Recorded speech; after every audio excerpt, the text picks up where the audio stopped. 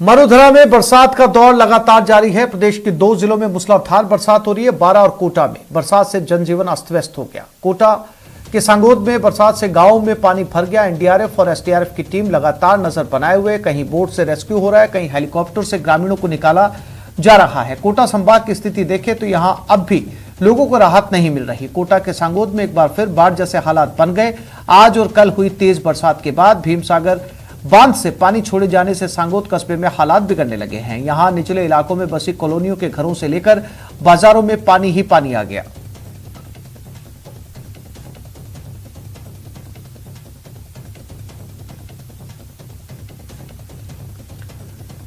कोटा में बाढ़ से बिगड़ते हालातों के लिए लोकसभा स्पीकर ओम बिरला कोटा पहुंचे और राहत और बचाव कार्य का लगातार निरीक्षण कर विशेष निर्देश दिए।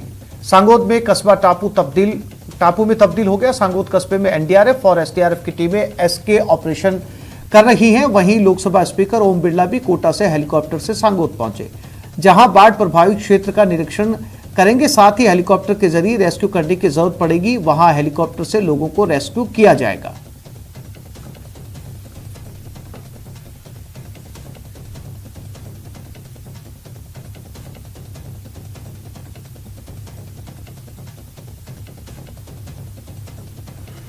सांगोद शहर के और गांव के अंदर पिछली रात को तेज बारिश आने के कारण कई गांव टापू बन चुके हैं और शहर के अंदर भी पानी 4 से 5 फीट आ चुके हैं। जिन गांवों के अंदर टापू बन चुके हैं, आने जाने की स्थितियां नहीं है, वहां पर केंद्रीय गृह मंत्रालय से चर्चा करके, राज्य के गृह मंत्रालय आपदा से चर्चा करके और राज्य के आग्रह पर हेलीकॉप्टर आया है जो रेस्क्यू ऑपरेशन भी करेगा।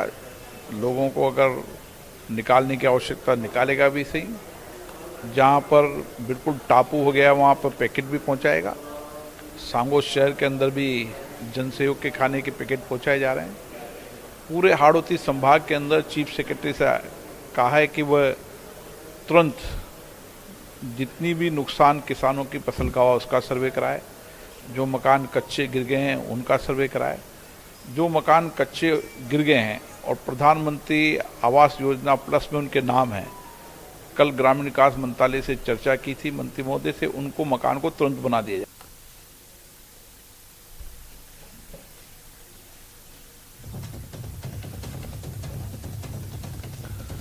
और इसी खबर पर ज्यादा जानकारी के लिए चलते हैं कोटा संवाददाता शाकिर अली के पास। शाकिर, क्या उनका हवाई सर्वेक्षण लोकसभा स्पीकर ओम बिरला का खत्म हो गया? जिन परिवारों के पास वो मिलने के लिए जाने वाले थे वहां रवाना हो चुके हैं?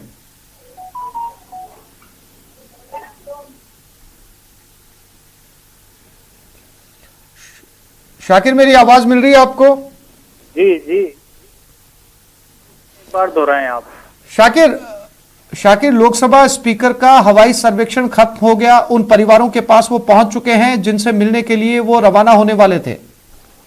जी देखिए आसिफ, क्योंकि सांगोद कस्बा जो है पूरी तरह से टापू में तब्दील हो गया है और जो स्पीकर ओम बिरला है उन्होंने इसको देर रात जो है प्रोग्राम को तब्दील भी किया और उसके बाद कोटा से वो हेलीकॉप्टर के जरिए अंता पहुंचे और अंता हेलीपैड से वो उतर करके और सांगोद कस्बे में पहुंचे हैं। यहाँ पर जो है लगातार जिस तरह से एनडीआरएफ एसडीआरएफ की ओर से जो रेस्क्यू चलाया जा रहा है उस रेस्क्यू को वो देख रहे हैं। इसके साथ साथ जो विशेष निर्देश भी दिए जा रहे हैं, क्योंकि जो लोग फंसे हुए हैं उनका खाने की सामग्री पहुंचे और इसके साथ साथ उन्हें सुरक्षित स्थानों पर लाया जाए। राहत की बात यह है कि अब पानी का जो लेवल है वो थोड़ा कम हो गया है, क्योंकि भीमसागर से जो बांध से जो निकासी की जा रही थी उसको रोक दिया गया है और उजाड़ नदी में जो उफान आया था जिसकी वजह से सांगोद में जो है इतना पानी आ गया था और वो उसका पानी का स्तर जो है कम हो रहा है। लेकिन जो टीमें हैं वो लगातार जुटी हुई है। एसडीआरएफ की टीमें, एनडीआरएफ की 3 टीमें जो है लगातार जुटी हुई है। और हाड़ौती की अगर हम बात कर लें तो क्योंकि खानपुर जिला जो खानपुर कस्बा है वो भी पूरी तरह से जलमग्न है। जो चांदखेड़ी बालाजी मंदिर है वहां पर भी पानी भरा हुआ है। तो स्पीकर ओम बिरला ने पूरे हाड़ौती का ही जो है ये हवाई सर्वे उन्होंने किया है और बाद अभी कुछ देर बाद वो एनटीपीसी पहुंचेंगे, वहां पर वो बातचीत करेंगे पत्रकारों से और उसके बाद में बूंदी के जो केशवराय पाटन है जहां पर भी 2 दिन पहले जो है हादसा हो गया था, एक मकान धंसने से 7 लोगों की मौत हो गई थी, उस परिवार के बीच पहुंचेंगे, संवेदना व्यक्त करेंगे और उसके बाद रोटेदा और जो दूसरे इलाके जो बाढ़ग्रस्त इलाके हैं बूंदी जिले के, वो वहां का निरीक्षण करेंगे। शाम को जो है अधिकारियों के साथ वो समीक्षा बैठक करेंगे राहत और जो बचाव कार्य चल रहा है उसको लेकर के। तो लगातार जिस तरह से अब फिलहाल जो है कोटा शहर की बात करें तो बारिश का दौर जरूर थमा है, लेकिन क्षेत्र की जो नदियां हैं पार्वती, काली सिंध, चंबल, मेज नदी बूंदी जिले की, ये तमाम नदियां उफान पे। ऐसे में जो निचले इलाके हैं वहाँ बाढ़ का खतरा अभी भी बना हुआ है। जी आसिफ। शाकिर, आपने बताया कि वो लौटकर प्रेस कॉन्फ्रेंस करेंगे। क्या केंद्र सरकार की तरफ से बाढ़ प्रभावित इलाके के लिए किसी तरीके का पैकेज, कोई घोषणा भी की जा सकती है? जी देखिए आसिफ, निश्चित रूप से, क्योंकि जिस तरह से बाढ़ के हालात बने हैं ऐसे में जो है लगातार मांग भी की जा रही है कि अभी ऐसे हालातों में हाड़ौती को जो है बाढ़ग्रस्त एरिया घोषित किया जाए और विशेष जो है उसमें सहायता दी जाए, क्योंकि 80% तक फसलें जो है चौपट हो गई है, इस तरह का अनुमान लगाया जा रहा है शुरुआती तौर पर। और 4,500 के करीब जो है कच्चे मकान जो थे वो धाराशायी हो गए इन 5 दिनों की जो बारिश हुई है उसमें। तो नुकसान बहुत ज्यादा हुआ है। राज्य सरकार ने भी अपनी ओर से जो है सर्वे के निर्देश दे दिए हैं। 7 दिन में राज्य सरकार जो है ये सर्वे रिपोर्ट आने के बाद में मुआवजे का ऐलान करेगी कि किसको कितना राहत पहुंचाई जा सकती है। लेकिन इस बीच क्योंकि लोकसभा स्पीकर कोटा पहुंचे हैं तो जाहिर तौर पर कोशिश यही रहेगी उनकी कि केंद्र सरकार की ओर से भी जो है किसानों को और जो दूसरे जो लोग हैं जो इससे परेशान हुए हैं, जिनका सब कुछ इसमें उजड़ गया है, उनको कुछ राहत मिल सके। लेकिन बड़ी बात अभी फिलहाल ये है क्योंकि पानी का लगातार जो कि बरसात का दौर जारी है, ऐसे में जो है अभी रेस्क्यू पर ज्यादा फोकस है। लोगों को सुरक्षित घरों से निकालकर सुरक्षित स्थानों पर लाना, उनके खाने पीने की व्यवस्था करना, इसी पर अभी जो है पूरा फोकस किया जा रहा है और इसी की मॉनिटरिंग जो है लोकसभा स्पीकर लगातार कर रहे हैं। राज्य सरकार से भी वो लगातार संपर्क में है। कल उन्होंने जो है मुख्य सचिव से वार्ता की थी, क्योंकि सांगोद कस्बे में जो ढिंगी छात्रावास है उसमें 30 लोग फंस गए थे, उनको निकालने को लेकर के जो है उन्होंने बातचीत की थी। उसके बाद देर रात सेना की एक टीम रवाना हुई। आज सुबह जो है एनडीआरएफ की 3 टीमें जो है पूरे क्षेत्र में घूम रही है। कोटा के साथ साथ 12 जिला भी जो है बाढ़ की चपेट में है। कोटा का जो इलाका है इटावा और खातौली वो सबसे ज्यादा प्रभावित हुआ था, लेकिन अब क्योंकि सांगोद। जी शाकिर, तमाम जानकारी के लिए आपका धन्यवाद।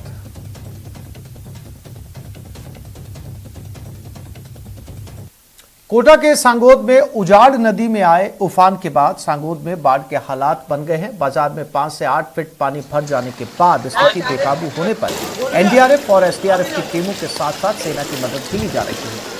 देर रात से रेस्क्यू ऑपरेशन जारी है। वहीं लोकसभा स्पीकर ओम बिरला भी हेलीकॉप्टर के जरिए सांगोद पहुंचे, जहां उन्होंने हवाई सर्वेक्षण किया।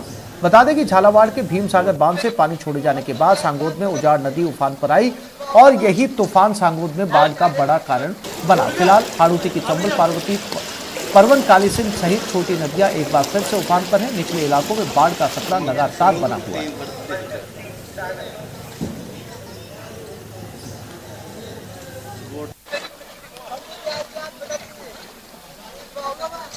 कोटा के साथ साथ बरसात ने 12 को भी प्रभावित किया। 7वें दिन भी जनजीवन अस्त व्यस्त है। 12 में चल रही बरसात से शाहबाद, छबड़ा, कवाई में भारी बरसात से आफत है। सारथल में कार सहित 3 लोग बह गए। यही नहीं, प्रदेश की सीमा से सटे एमपी के सोड़ा गांव में 300 लोग फंसे हुए हैं। वायुसेना और एनडीआरएफ राजस्थान सीमा से रेस्क्यू चला रही है। हाईवे NH-27 भी बाधित है। पछलावदा में तेज बरसात के बाद बर्मा नदी उफान पर आ गई। क्षेत्र के सभी रास्ते बंद हो गए। जनजीवन अस्त व्यस्त हुए।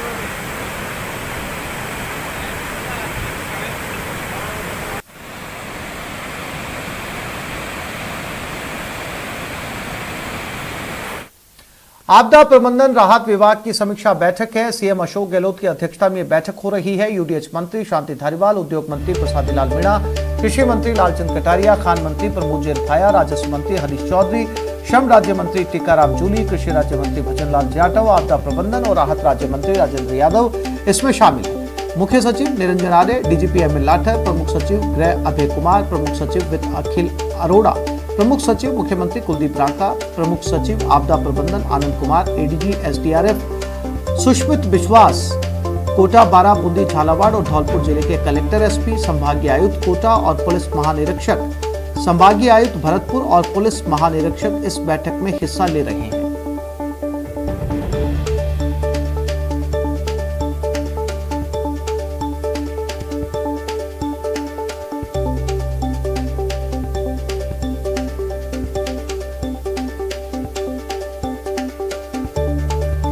तो आपदा प्रबंधन की राहत विभाग की समीक्षा बैठक की जा रही है। तमाम मंत्री बड़े अधिकारी इस बैठक में शामिल होंगे। इस बैठक की अध्यक्षता मुख्यमंत्री अशोक गहलोत कर रहे हैं। सभी अधिकारियों मंत्रियों से उनके इलाके को लेकर फीडबैक लिया जाएगा। उसके बाद निर्णय किया जाएगा कि किस संभाग को, किस इलाके को, किस गांव को कितनी ज्यादा मदद की जरूरत है। आपदा प्रबंधन की ये बैठक है, कैसे लोगों को राहत पहुंचाई जाए, क्योंकि इस समय कई जिलों में बाढ़ की स्थिति बनी हुई है।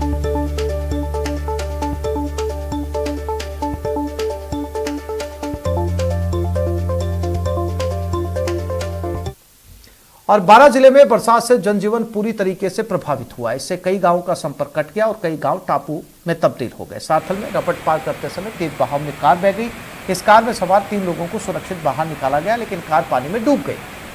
छबड़ा के पास एमपी के गुना जिले में सोड़ा गांव में 300 लोग फंस गए। इनको निकालने के लिए वायुसेना और एनडीआरएफ को लगाया गया और एमपी सरकार की ओर से भेजी गई हेलीकॉप्टर की भी लोगों को रेस्क्यू करने में मदद ली जा रही है। हाईवे NH27 पर ट्रैफिक को रोक दिया गया, जिससे 3 घंटे तक हाईवे पर जाम लग गया। बरसात से कई गांवों का संपर्क जिला मुख्यालय से कट गया।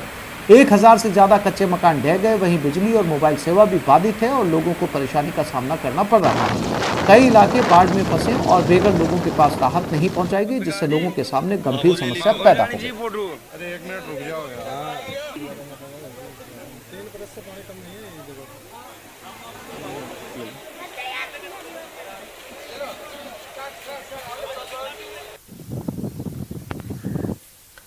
सांसद सुखबीर सिंह जौनपुरिया आज सवाई माधोपुर जिले के दौरे पर रहे, जहां उन्होंने अतिवृष्टि प्रभावित इलाकों का लगातार जायजा लिया। इस दौरान उन्होंने ग्रामीणों से बातचीत की। सांसद सुखबीर सिंह जौनपुरिया के दौरे के दौरान व्यवस्थाओं का जायजा लिया। हमारे सवाई माधोपुर संवाददाता गिरिराज शर्मा ने। कई जिलों में अतिवृष्टि का दौर लगातार जारी है, जिससे कोटा, सवाई माधोपुर, टोंक, करौली आदि जो जिले हैं वो विशेष रूप से प्रभावित हैं। कोटा से जो लगातार अतिवृष्टि हो रही है उसका प्रभाव सवाई माधोपुर में भी विशेष रूप से देखने को मिल रहा है। कोटा बैराज से लगातार चंबल में अथाह पानी छोड़ा जा रहा है, जो कि सवाई माधोपुर जिले से होकर के गुजर रहा है। देखिए, जिस हिसाब से कोटा में पानी आता है तो कोटा बैराज में आता है तो 10 गेट खोले गए थे, अलर्ट कर दिया था। उसके बावजूद भी पानी बहुत आया है। आज करीब 100 फुट पानी अभी बह रहा है। 100 फुट खड़ा पानी बहुत होता है। अब जिस हिसाब से आस पड़ोस में बहुत ज़्यादा नुकसान हुआ है, हमारे मध्य प्रदेश में ज़्यादा नुकसान हुआ है। हमारे भी जिस हिसाब से आप रामसागर बांध में इसमें समय पानी आया है, उसके हिसाब से कई गाँवों में काफ़ी नुकसान हुआ है। मैं समझता हूँ इस हिसाब से जिस हिसाब से बारिश थी, आज शनिवार इतवार 2 दिन छुट्टी थी, तो मैं क्यों न क्षेत्र के बीच में जाया जाए। खंडार से काफ़ी फ़ोन आ रहे थे कि हमारा काफ़ी नुकसान हुआ है, तो उसका एक निरीक्षण करने के लिए आए थे। मैं समझता हूँ कि जिस हिसाब से पानी अपने रूप दिखाता है वो आग से भी ज़्यादा भयंकर होता है, उस हिसाब से आज पानी बह रहा है। सवाई माधोपुर के अंदर दर्जनों गांव ऐसे हैं जो कि चंबल से लगातार प्रभावित हैं, तो ऐसे जो ग्रामीण परेशान हैं उनके लिए किस तरीके की सुविधाएं मुहैया करवाई जा रही है और जिला प्रशासन को किस तरीके के निर्देश आपकी तरफ से दिए जा रहे हैं? देखिए, कल ही एसपी कलेक्टर दोनों से बात हो गई थी। अभी सुबह भी कलेक्टर को बुलाया गया तो कलेक्टर से बात भी हुई थी। मैं समझता हूँ जिस हिसाब से जहाँ जहाँ भी नुकसान है उस सब में टीमें लगा दी गई। SDM को सबको फ़ोन किया गया है, सबको बोला गया है। और अभी भी मैं जहाँ जहाँ भी है सब जगह जाऊँगा, ताकि जहाँ भी कहीं नुकसान हो उनकी भरपाई की जाए, उनको व्यवस्था की जाए, ताकि कोई भी आदमी वंचित ना रहे। उसको खाने की, पीने की जो भी समस्या है उस सबका समाधान करेंगे। गिरिराज शर्मा, न्यूज़ 18, सवाई माधोपुर। और आपदा प्रबंधन राहत विभाग की समीक्षा बैठक शुरू हो चुकी है। इसकी अध्यक्षता सीएम अशोक गहलोत खुद कर रहे हैं। सीधी तस्वीरें।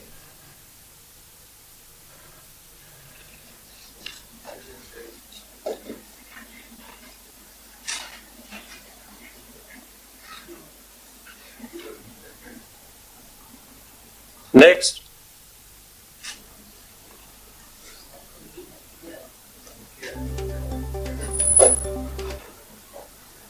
सर कोटा जिले में सर अब तक 754.89 mm वर्षा हुई है, जो कि औसत वर्षा 394.70 mm से 91.3% अधिक है।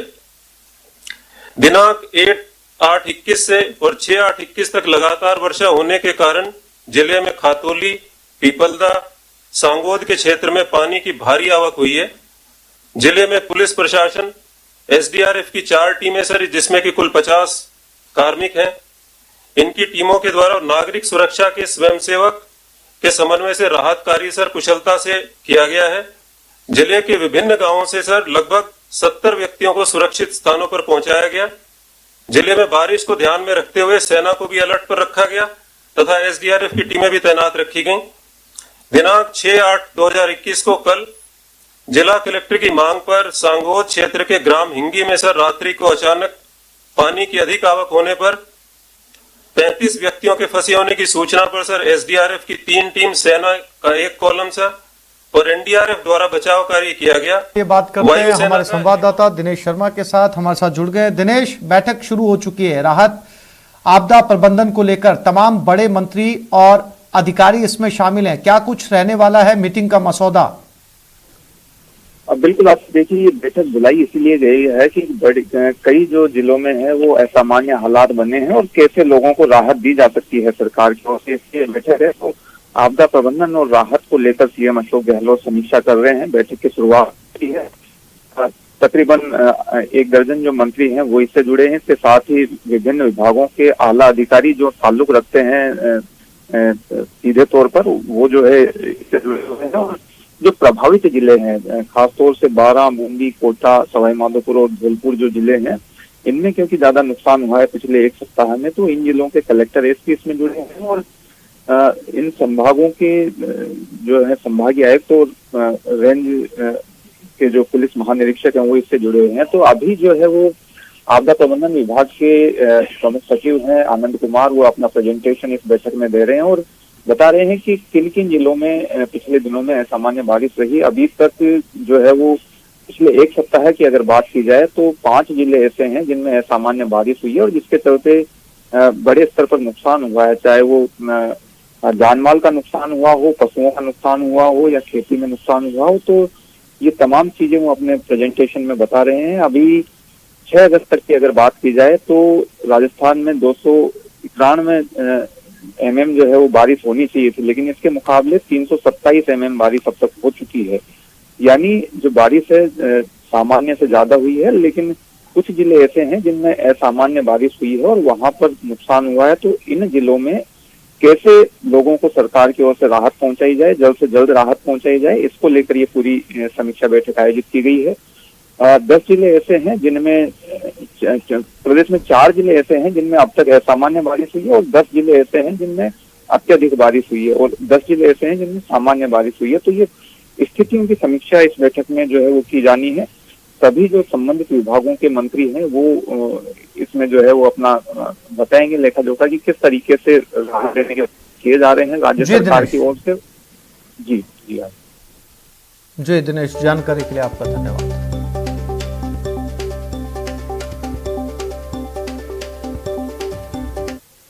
टोंक जिले में बारिश का दौर जारी है। पीपलू इलाके में दर्जनों एनीकट छलक चुके हैं और नदी नाले उफान पर हैं। इस कारण कई गांवों का संपर्क टूट गया है। सहोदरा नदी पूरे वेग के साथ बह रही है, जिससे नदी पर बने पासरोटिया और कुरेड़ा एनीकट पर पानी की चादर चल रही है। इस तेज बहाव में कई लोग जान जोखिम में डालकर रास्ता पार करने की कोशिश करते हैं। वहीं हरिपुरा एनीकट पर पानी की चादर चल रही है और यहाँ बिना किसी सावधानी के बच्चे पानी में खेलते हुए नजर आए।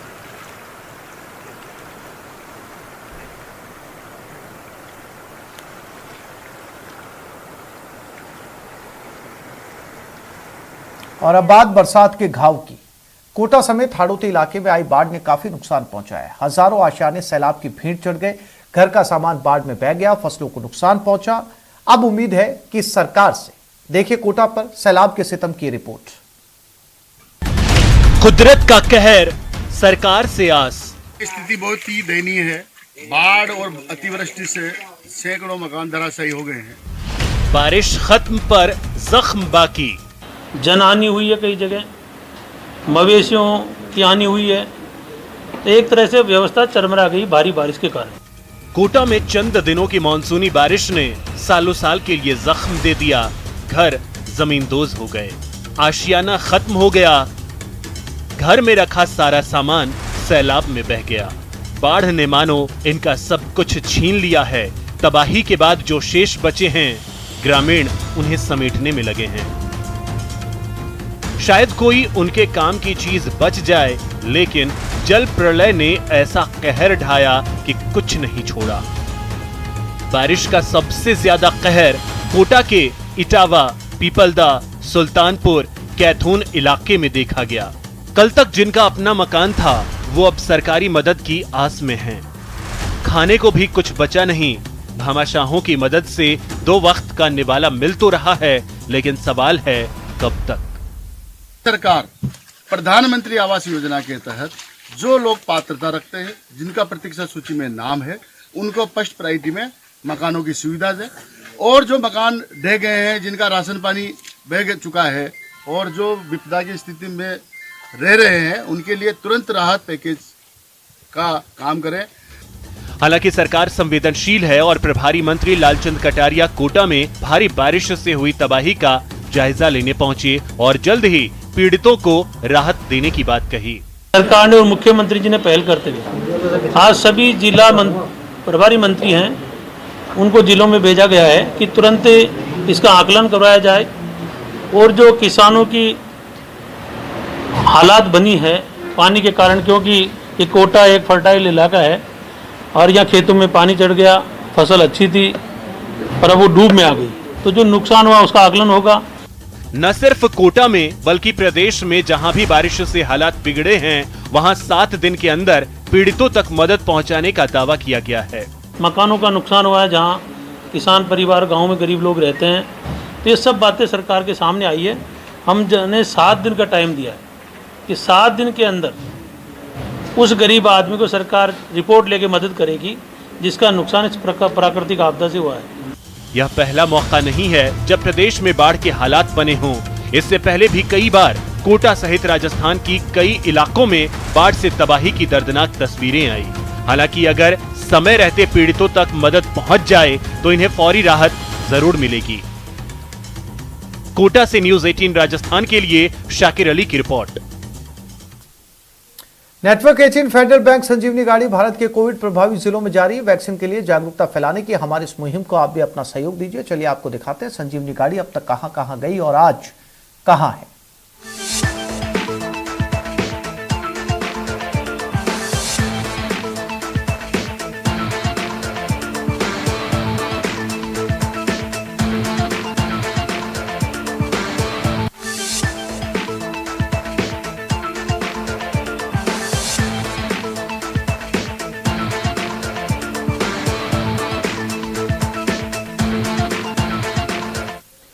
एडिटर इनपुट अमित भट्ट के साथ परिवहन मंत्री प्रताप सिंह खाचरियावास की खास मुलाकात देखिए दोपहर 1:56 पर।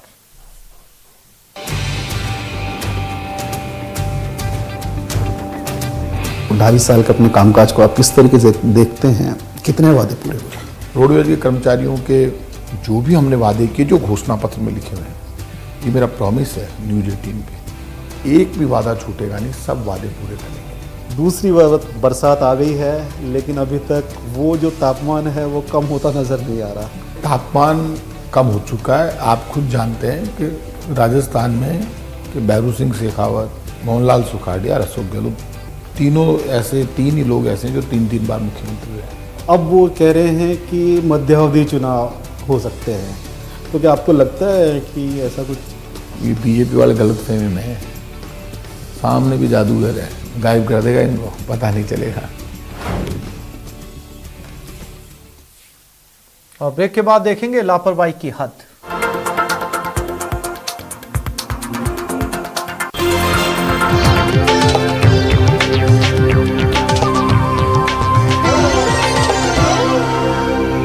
बीजेपी ने 2023 में होने वाले विधानसभा चुनाव की तैयारियां शुरू कर दी हैं। सशक्त मंडल अभियान का शंखनाद आज तोतुका भवन से किया गया। बीजेपी के प्रदेश प्रभारी अरुण सिंह और बीजेपी प्रदेश अध्यक्ष सतीश पूनिया की मौजूदगी में तोतुका भवन सभागार में सशक्त मंडल अभियान कार्यशाला की शुरुआत हुई। कार्यशाला में प्रदेश संगठन महामंत्री चंद्रशेखर के अलावा प्रदेश पदाधिकारी, जिला प्रभारी और जिला अध्यक्ष मौजूद रहे।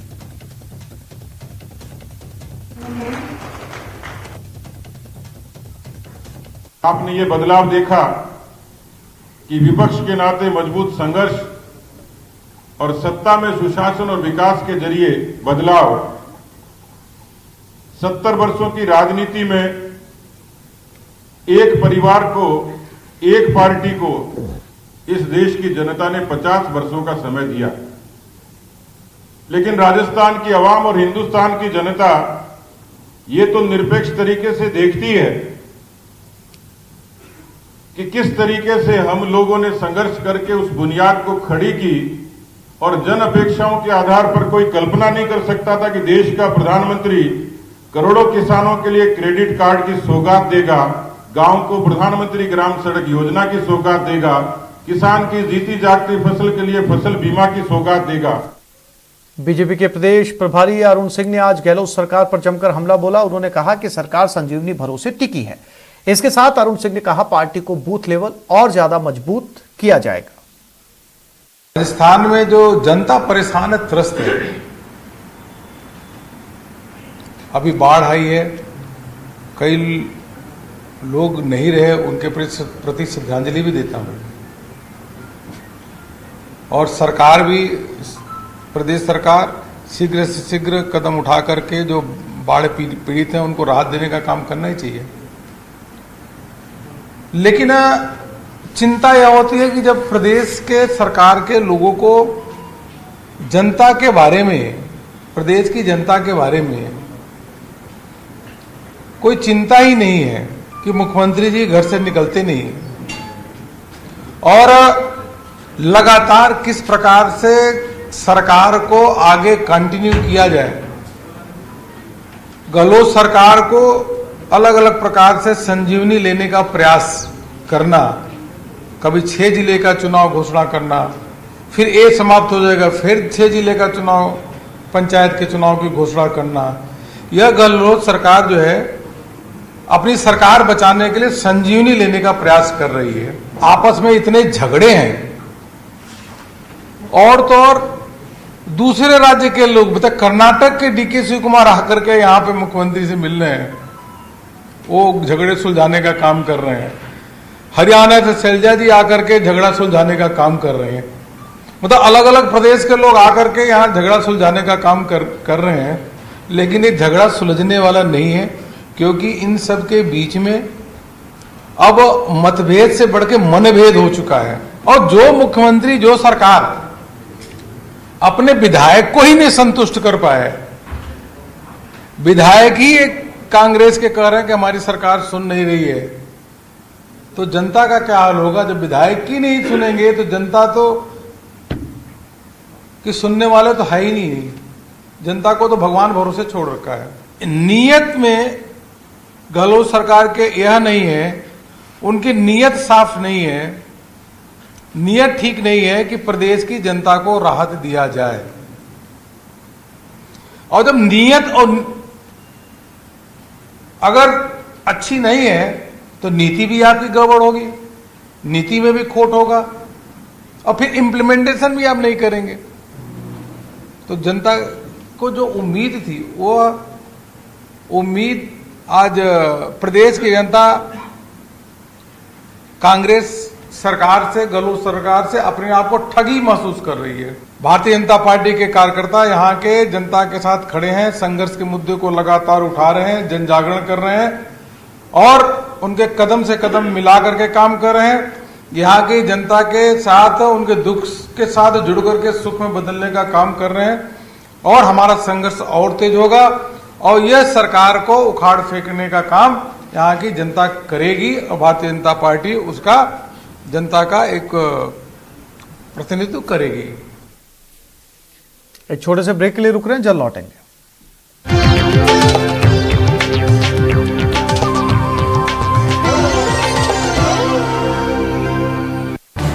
इस न्यूज हेडलाइंस के प्रायोजक